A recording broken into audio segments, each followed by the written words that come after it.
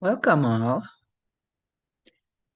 I'm still working on learning how to use my Zoom with this channel. So I'm not here on our fourth podcast. We're kind of exploring this understanding of the Earthwalk ways.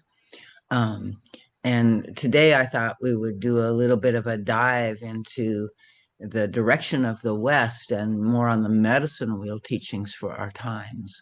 So uh, we're going to focus on this work with the medicine wheel, which I love. It's like a mandala of life and the journey of life that everything walks every minute of the day.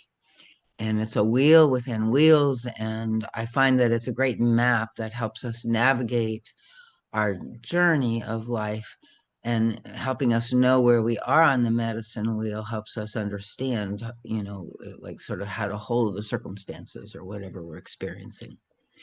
So it's called this a medicine wheel because it really is by walking and circling around and around this wheel, which is the wheel of the seasons, the cycle of the days, it's the cycle of a life. Everything is in cycles and circles.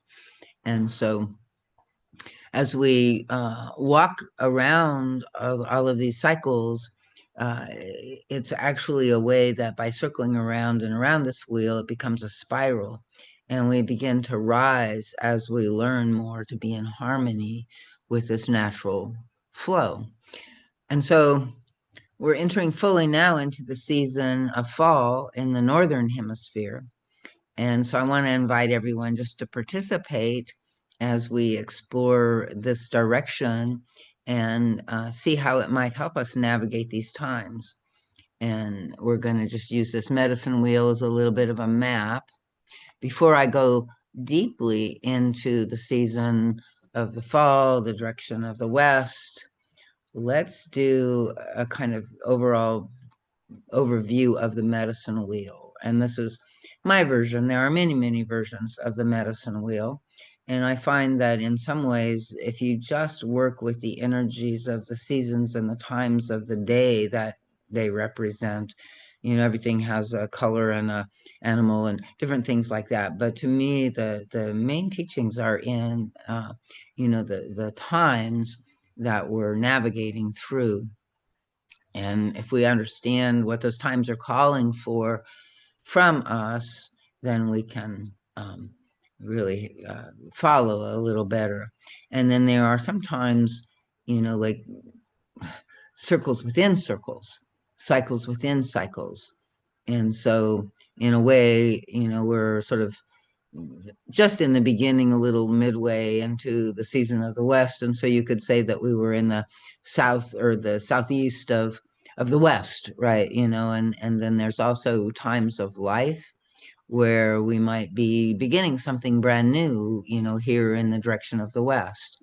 And so new beginnings are really a part of the uh, energies of the East, but sometimes we can blend them and balance them and work with them together in these ways. So you don't have to wait until spring to begin something new, obviously. So, um, where we're working with this, I'm going to actually explore some uh, sharing with you of some of my original music. And one of these days I might try to do it live, but I do have a few things recorded on my SoundCloud station. So I'm going to share that. And one of my songs is called, The Call to the Directions. And so I want to start with that because I hope it conveys sort of this sense of uh, all of the directions that we're going to be visiting. Um, and so there's the east, the south, the west, and the north. And then, of course, in the center of the medicine wheel is the tree of life with its sky above and the roots below, balancing everything then in the center. And in a way, the medicine wheel is omnicentric, but it also, has the direction of the center, which is in everything, the heart of everything, the essence of everything. So, as you can see, it's like this wheel moves around from the time of new beginnings in the East, which represents the new beginnings of spring, but also the new beginnings of the day, the dawn, right? And then also of any new projects of any, of the children, new beginnings of life, infancy and childhood, and then new beginnings of everything we ever set out to do.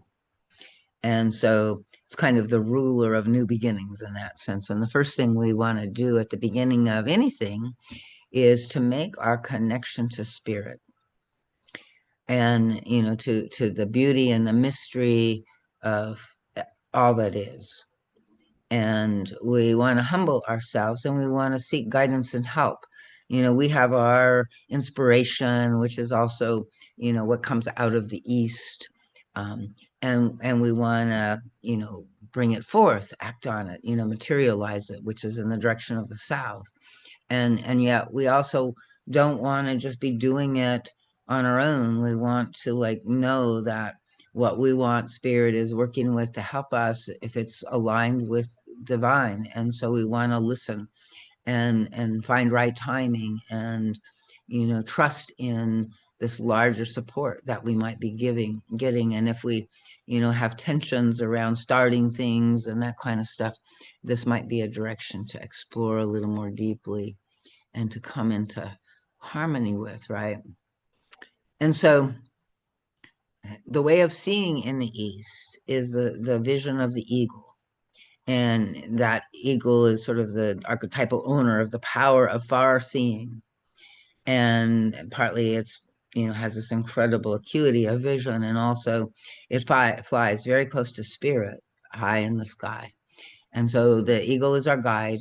And, we all have various guides within us and working with us, but is a reminder, of that connection to our guide.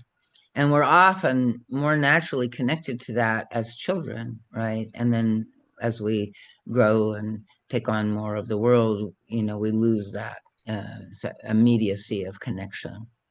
And we're also connected as children much more to the wonder and delight and excuse me, what is here, um, and the promise, the vision of what's to become. So this is a force of life really that breaks through stone and that brings a new growth of spring. So in this direction, we pray for the children of all life and for our own inner child. And we may be working in other times, with that inner child, but then we know that, that's the East within the West or the South or whatever. So in this direction, we are, honoring this bursting forth of new life into the world in whatever way that happens. And then we go around the medicine wheel and we move in the direction east to south. And in the south, which is the direction of the seasons, the flow of the seasons, here we're honoring the powers of the summer and the heat of midday, right?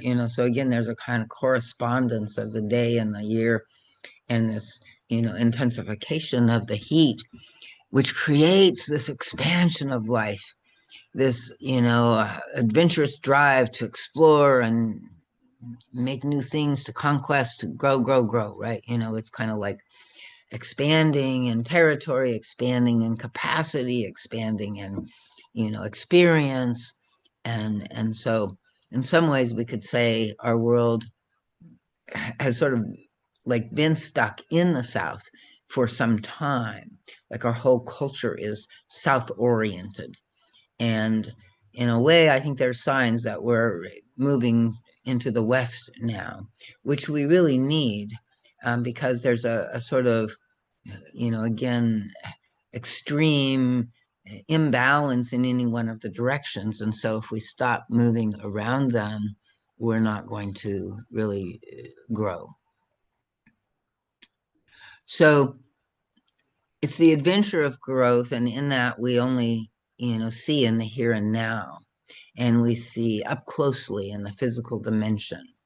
So the mouse or the coyote is often the totem animal, and that is because of their sort of ability to navigate sort of this world. The mouse seeing very close, to see what it's eating close to the ground, that type of energy. And the coyote is kind of considered wise and also a trickster, as the physical world is sometimes also a trickster for us.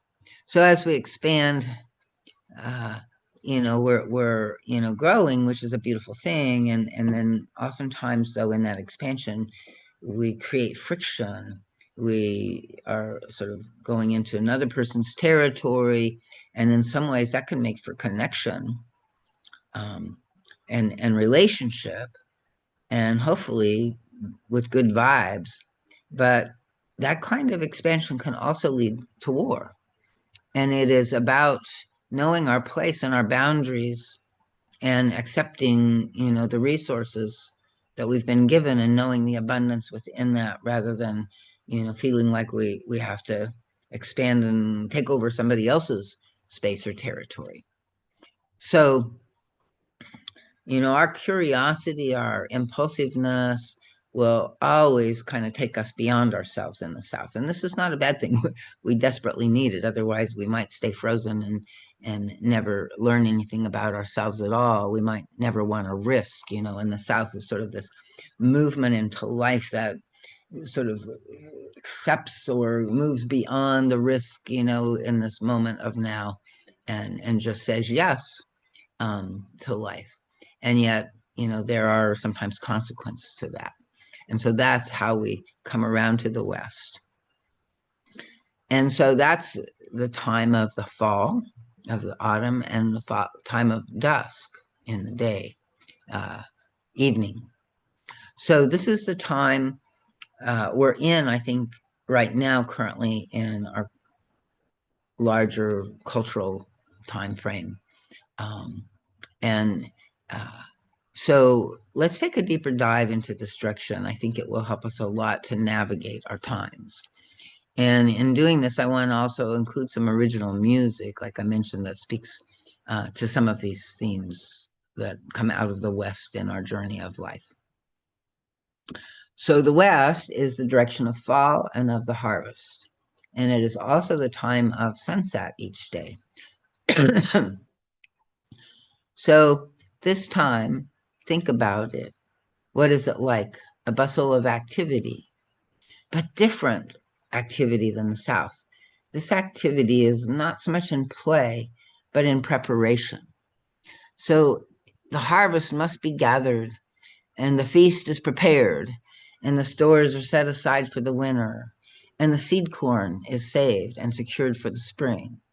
So in the West, we also remember to give thanks for the harvest and our abundance, and we also gather together to share with others. And so there's a communal activity in the West as well as in the South. But in the West, it's more of a giving rather than an expansion, right? More of an exchange, more of a mutuality. And so all of this we have, October, Oktoberfest, Halloween, we have Thanksgiving in November, going into the winter solstice time. So this is, like really more than commercial holidays, but these are deep, deep practices of the universal medicine wheel. And the more we understand and follow it, the more we're going to dance with life, be in that Tao, that flow. And a lot of people are looking into how to maintain this state of flow in life. So I think the medicine wheel is, adds something to that. So sometimes our harvest is difficult, and we must reap something that we sowed, maybe with our own anger when we went to war, or where we withheld ourselves or judged something. This is the direction of the adult sort of reckoning with our inner conscience and being humbled by life, questioning, what we did, the results we got, so we can grow deeper and prepare ourselves for the trials that come in the winter. Now, this time is fraught with, like the inner critic can kind of get on board here in a way that doesn't, again, allow growth. So we want to find a way that we can, introspect, which is basically the form of seeing in the West, is looking within. Um, and so we want to, be able to do that without the judgment. So once again, this theme of forgiveness and of allowing ourselves to be aware of maybe some fruits that were not exactly what we had anticipated, and yet at the same time let it be a learning curve and not something that we condemn or punish ourselves for, judge ourselves harshly. So there's a way in which we want to work with these themes. And then also, the West is a time of the ancestors. And, there's a way in which we'll talk a little bit more about this, but, we're here also, in the West is the direction of healing. And so we're carrying all of the history within us, and it's here in our lives, to be healed. So I want to take a minute and let's see if we can share the screen and play the song to the directions, and then maybe this Harvest Fairy song, now that we've gone through this a little bit.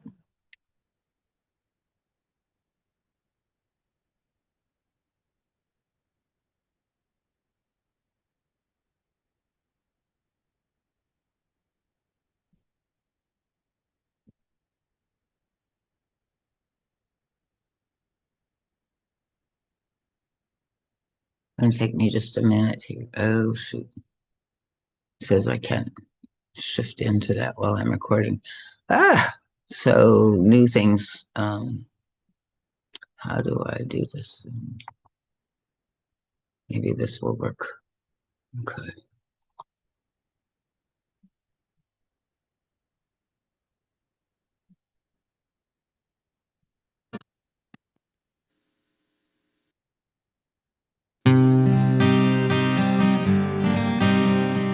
Powers of the East, we call you. Powers of the East, we call you. Powers I don't know if you can hear this. illumination. Powers of the spring and new beginnings. Powers of the dawn and illumination. Powers of the spring and new beginnings. Powers of the fire of creation. Powers of the fire of creation, help us follow on this path. Powers of the South, we call you. Powers of the South, we call you. Okay, I think I might Powers have of the it now, sun so and I for don't know. radiance. Powers of life and flower and Pass the song, so powers of the sun and for radiance. Powers of I'm going to go ahead and start it all over again. powers of the East, we call you. Powers of the East, we call you. Powers of the dawn and illumination. Powers of the spring and new beginning. I'm also curious if I can sing Powers of along. the dawn I'm and gonna try. illumination. Powers of the spring and new beginnings. Powers of the fire of creation. Powers of the fire of creation. Help us follow on this path. Powers of the South, we call you. Powers of the South, we call you. Powers of the sun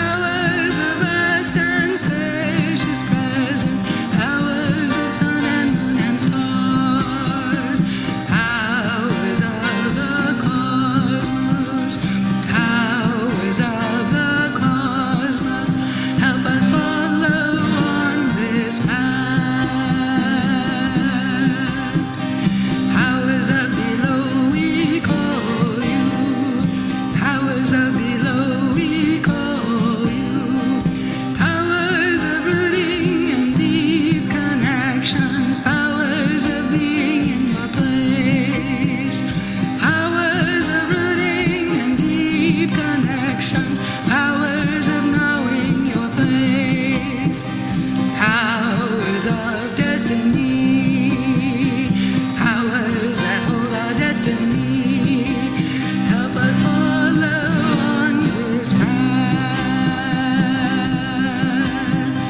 Powers of the center we call you, powers of the center we call you, powers of one heart, of mother and son, of Father and divine Holy Spirit.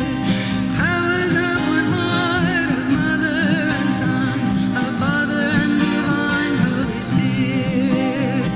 Powers of mystery and love, powers of mystery and love, help us follow on your path. Help us follow on your path. Help us follow on your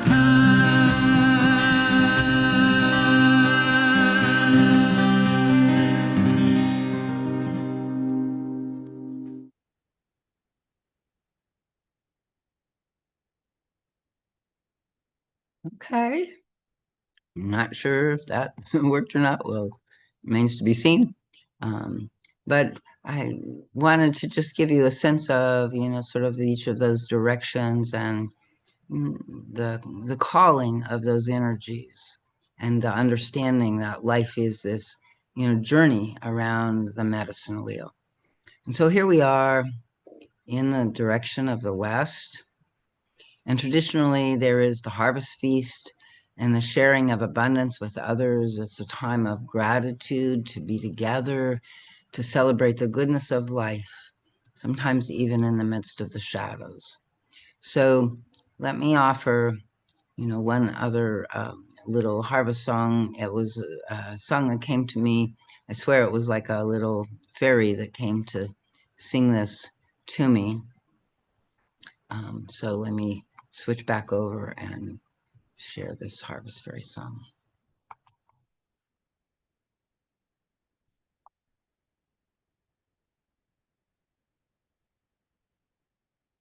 See if I can.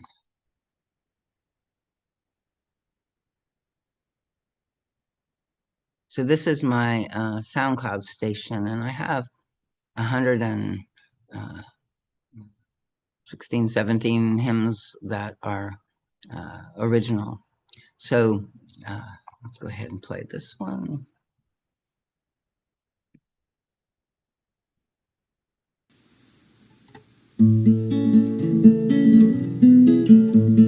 Summer turns to fall when the night goes long as day. Come and harvest is the call, for the years soon slips away. Summer turns to fall when the night goes long as day. Come and harvest is the call, for the years soon slips away. What will you let go of? What will you keep?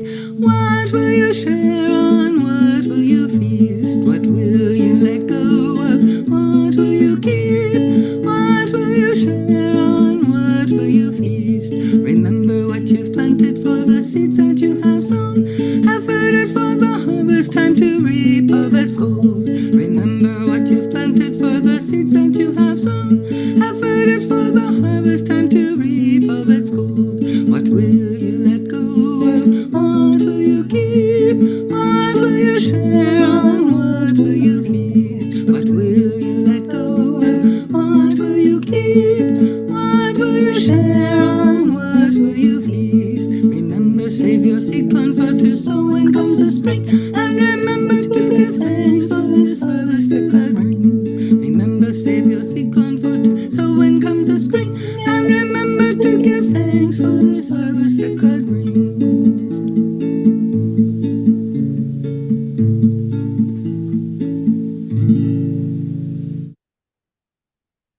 So perfect song for the fall. Let me see if I can stop sharing. And so, the first half of the season in the fall, there is so much activity and preparation. But then ideally, things kind of slow down and we get some time to turn inward for self examination and introspection. And this is the direction of emotions, of healing, sort of grief and forgiveness. So the West is the time also of the ancestors, which I mentioned. And so we honor them at this time, and we also do our inner work to discover within us and work within us the remnants of their lives and struggle, because it gets passed down even epigenetically. And so we know that there's sort of clan patterns and trauma trances that, are passed down through our generations. And it's interesting, I was listening recently to something online about how there's this understanding even that the different halves of our hemispheres are almost like two different people. And I think in a way, both parents are within us, and the work is always to integrate. The work is always to, weave together and make whole, all of these different parts that we carry. And so we carry the traumas of history, and we carry the differences between our parents, and we come here to heal and integrate all of this. So much of our inner material has yet to integrate because we avoid feeling grief and loss. In the West, we are, really, really bad about dealing with grief and loss. And it seems like it's a failure or there's something wrong with us if we're undergoing that. And also it comes in with that judgment, right? And so when we judge, the only antidote to that is the forgiveness. And so there's a way that we get all tangled up with our grief and loss in the West and go into judgment and judgment of self, judgment of others. So this is where the West also calls forth the idea of forgiveness. Forgiveness and discernment, right? There's an introspection and a discernment at the time, and historically we can go back and revisit. So we're wanting to discern, like this course of action and how to flow in the river of life, and to allow things to, sort of begin, like letting go. Like there's a story in the Bible, I'm going to go there instead, with, where it talks about the Garden of Eden, right? And there were two trees in the Garden of Eden. And one of those trees was the tree of the knowledge of good and evil.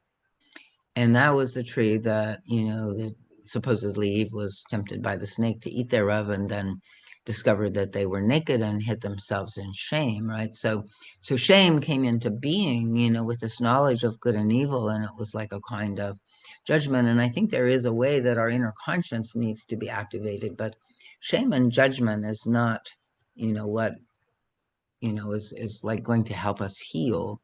And so there's this song that I have about the two trees in the Garden of Eden. So let's give those a try and see how that goes.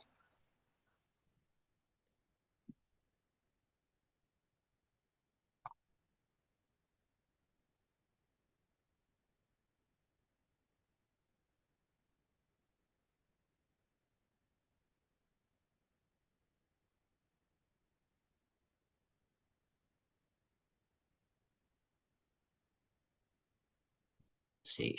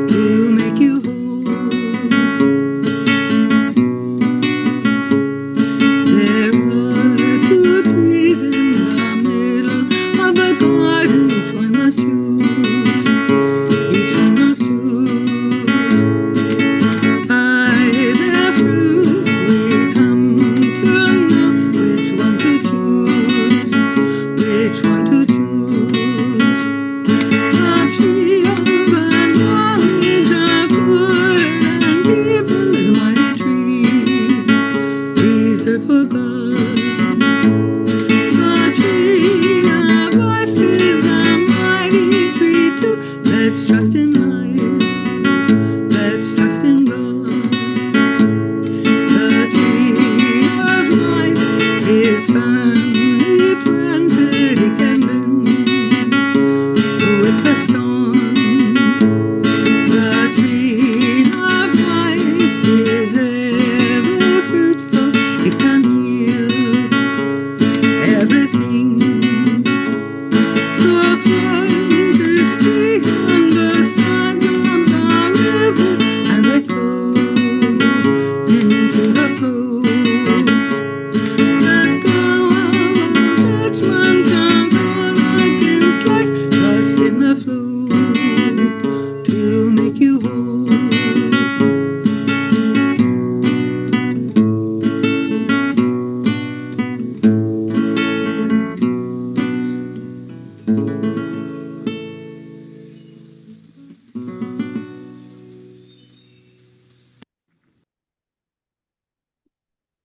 That's what I was worried about. Let's see here.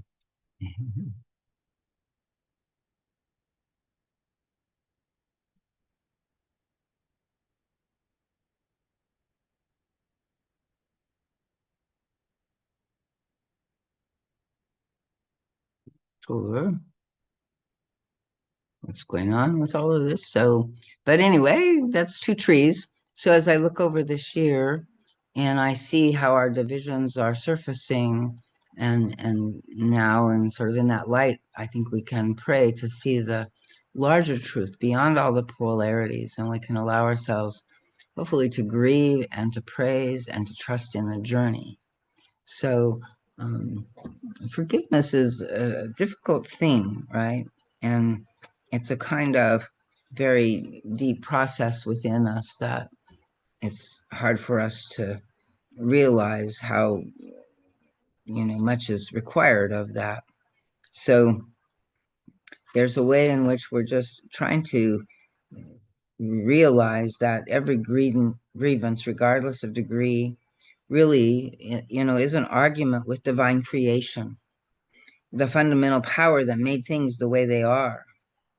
So, in other words, when you are mad at anyone, you are mad at God. And when you are mad at God, it is crucially important to admit it. This saves many potential victims from your anger, redirecting it towards someone who can transform and heal you. So, this comes from a little book of forgiveness by David Patrick Miller. And I think it has a lot of beautiful things, to say about forgiveness.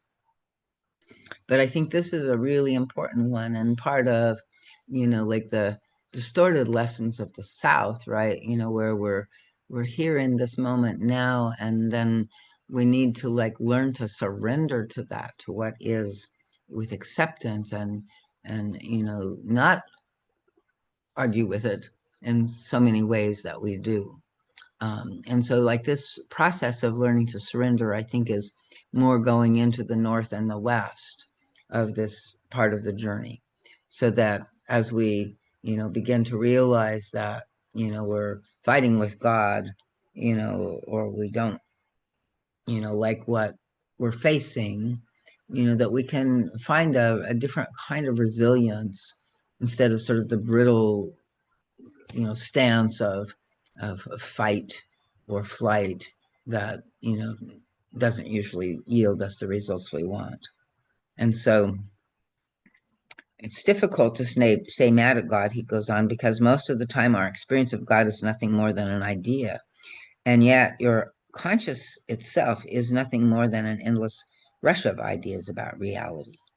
In this view, forgiving God means exchanging many useless ideas for one idea that works. So the grudge against God, or in non-religious terms, the grudge against reality, is the keystone grudge for all one's unhappiness.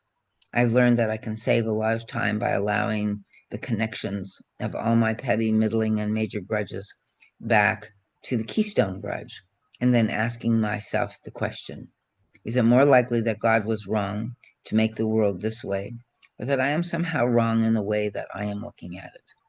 If I decide that God is wrong, or that there is no God, and a faceless, mechanical universe cares nothing about the human drama, then there isn't much I can do.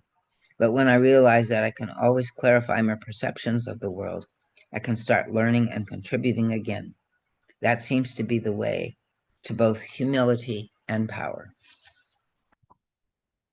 So there's many, many ways that, we want to bring about forgiveness, and we want to understand that, forgiveness is really like process of forgiving worlds, of changing, so much. So it is a process. And one of those aspects of the process, I think, is feeling within us like the simple hurt of the situation, without the blame, without the judgment, without the coulda, woulda, shoulda been, kinds of recriminations for ourselves or others, right? To just let yourself go in and touch the part of your soul that is simply grieving this loss, simply hurting because something, didn't turn out the way it had anticipated in a way um, that could bring, celebration and feasting. So the grieving versus the feasting is a kind of counterbalancing here in this direction of the West. And, what I've discovered is that we can go on feasting if we can continue to grieve. And like I said, our culture is very bad at grieving. Um, we don't like, and we're very uncomfortable with people who are grieving. And so we either make them, get over it really quickly, don't bring it to our attention, or, sort of bury themselves in it and leave active participation in the world. So it's a serious piece here. And I really would hope that we could learn to work with that grief. So I want to play one other song that's kind of about this grief and you know just a general grief in a way of the lack of love in the world. So let's try one more time.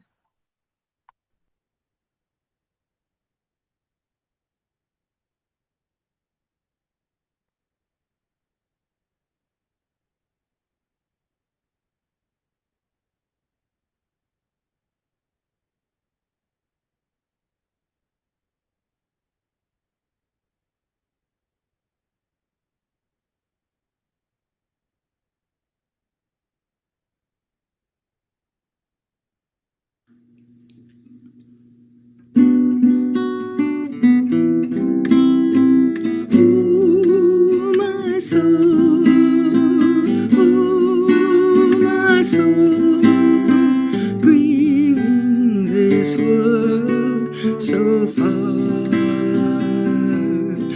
from love. Ooh, my soul, ooh, my soul, grieving this world so far from love. Ooh, my mother, ooh, my father, forgive your children in the world of illusion.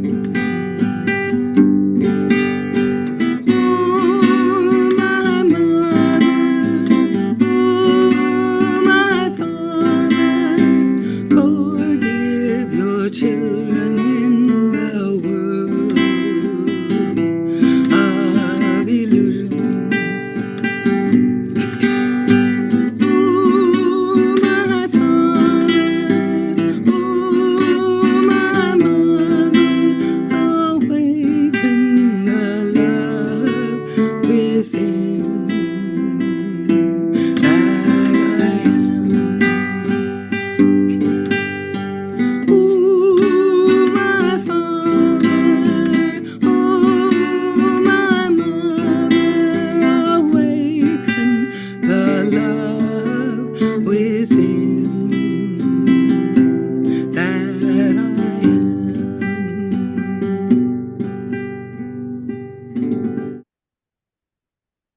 So there is this, center within us all that is this essential nature of love. And part of what I think we're going through and experiencing now is the awakening of that capacity to love. But in that process, it has to be that we remember ourselves and that we um, choose that love in some way. So uh, I hope this is good for people. We're going to find out and just explore all of this music a little bit. But let's go again. There's another hymn that is about being an instrument of this love.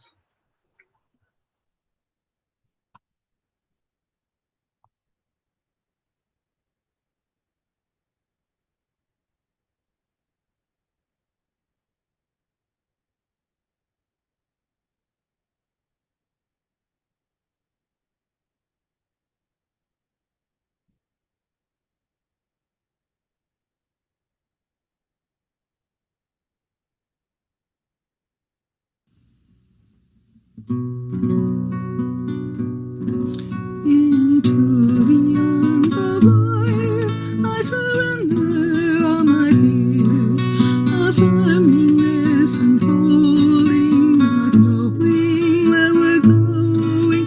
Into the arms of life, I surrender all my fears, affirming this unfolding, not knowing where we're going. I listen deep inside, but I want to share, searching for my cohorts, those who want to care. I listen deep inside, but I want to share, searching for my cohorts, those who want to care. I am an instrument of the love inside of me, and all that isn't love, I came here to set free. I am an instrument of the love inside of me, and all that isn't love, I came here to set free. So I ask for my forgiveness. I remember who I am, and then I am the light, and then I know I can. So I ask for my forgiveness. I remember who I am, and then I am the light, and then I know I can.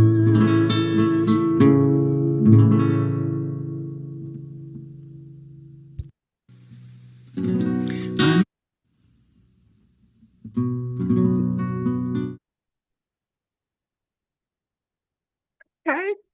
So I want to just talk about a couple of the themes in those last two songs, right? So, and both of them, well, in the first one, we're talking about, calling on the Divine Father and the Divine Mother. So, I think most people are, more or less comfortable with that. The word God to me means both of those usually. That something larger than ourselves, the source, the creators.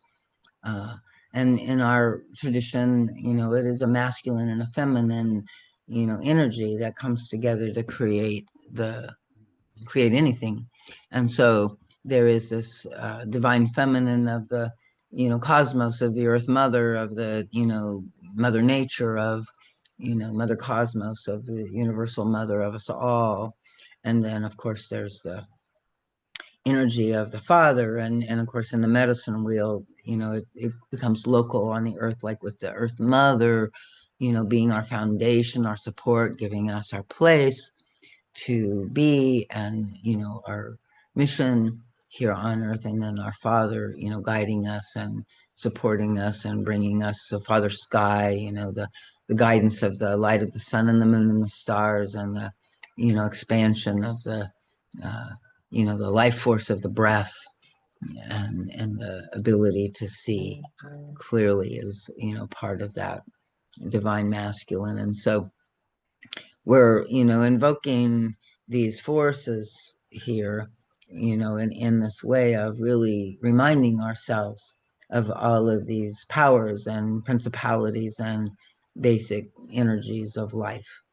And then in Instrument of Love, it's really talking about self-remembrance and the forgiveness, that really everything that we are feeling, if it's not love, is really just something that is part of our mission that we brought in, because we are the ones that can transform that into love. And so part of that is to remember that that's what we're here doing, to remember who we are and what the purpose of getting lost in a way is not to judge ourselves, not to uh, get lost full time, but it's to get lost so that we can, discover these places that need healing within us, and then as they surface, to remember that, you know, doesn't work to condemn them, to reject them, that we are here to love and integrate everything within us.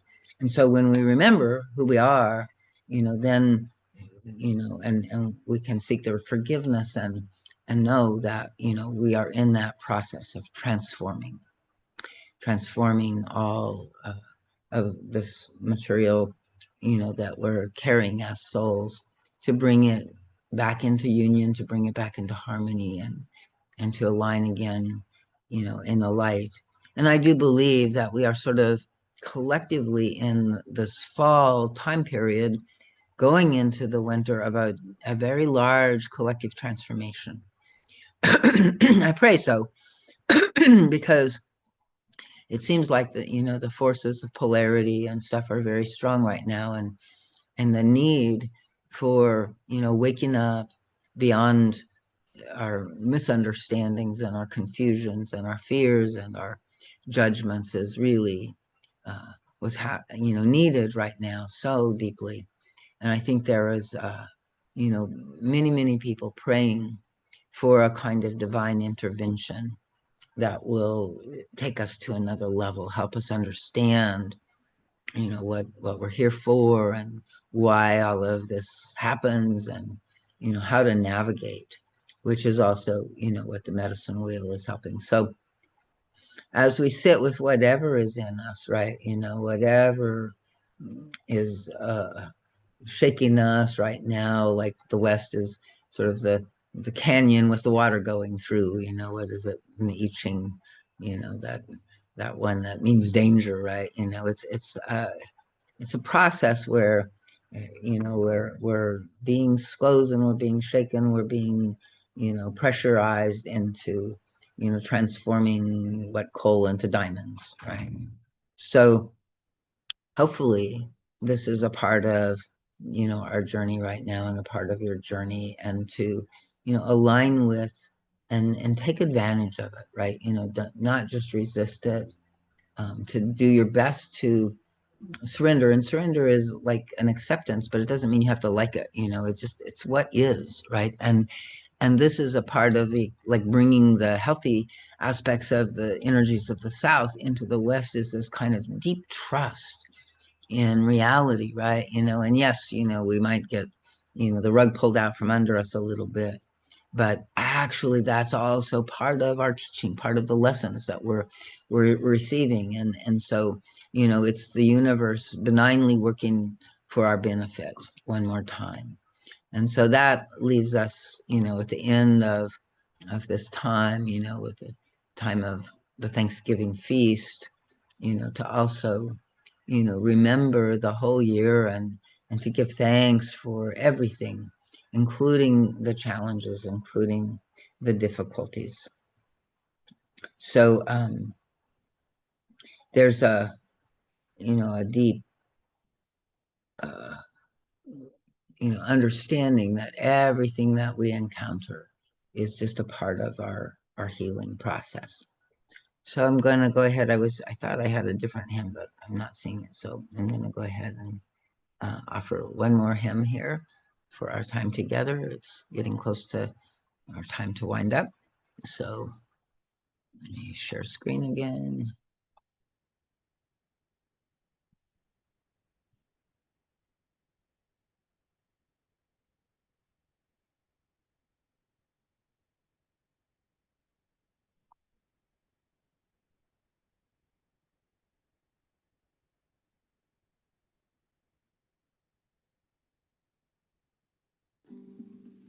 Forever praising my mother I am, forever praising my father I am, forever praising I am, forever praising I am, forever praising I am, forever praising I am, forever praising my mother I am, forever praising my father I am, forever praising I am, forever praising I am, forever praising I am, forever praising I am. Guided by the light of the sun, moon, and stars. Guided by the light of the sun, moon, and stars.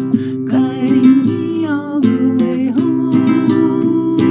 Guiding me all the way home.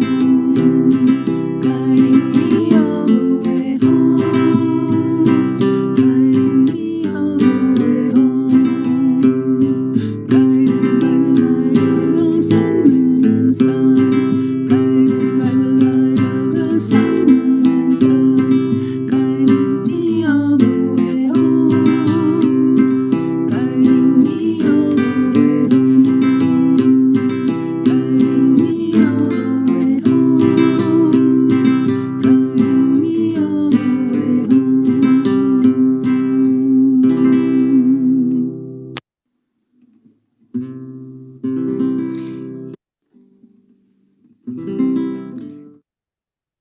Okay, so let me stop the share here. Just have a few more minutes. So I just want to welcome people to explore some more. Come check out the retreat. My website is earthwalkways.com. My SoundCloud is Darlene Rollins. There's lots of hymns for nature and also, themes of the medicinal wheel that are in most of these songs. I am looking for people to help me record them. I'm just recording them with little telephone recording device. So, I think some of them could be, done better and working on that.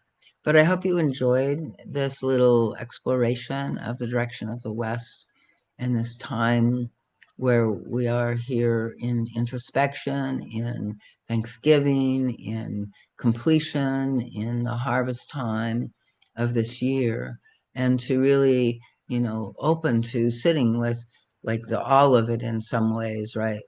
And to begin this process of digestion, of integration, of uh, bringing it all into the heart and into, something that is life giving rather than something that, is not life giving. So, it's one of the reasons why I love the medicine wheel journey and the soul journey understanding, because it's a life giving story of this journey that we're all here on Earth. And as you can tell, I've been doing this for a while from some of the pictures and, where I am now. So, as an elder, as somebody that, is moving through the West and into the direction of the North in my life journey, um, I hope that I have something that can be, helpful and useful for everybody. Okay. Thank you everyone for joining me. I hope this was live streamed. If not, we will go ahead and try to uh, record the recording, get the recording